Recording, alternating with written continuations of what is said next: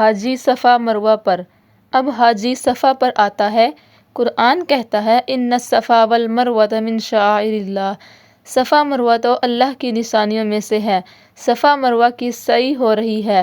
حاجی دیوانہ وار کبھی صفا سے مروہ کی طرف، کبھی مروہ سے صفا کی طرف جا رہا ہے، اور بیچ میں دوہری ٹہنیوں کے درمیان دوڑ کر چلتا ہے۔ کیوں؟ یہ بھی کسی کی ادا ہے، وفا ہے۔ ابراہیم علیہ السلام نے ہاجرہ اور اپنے بیٹے اسماعیل علیہ السلام کو جب وادی غیر زرع میں چھوڑا تھا تو شک ختم ہو گیا۔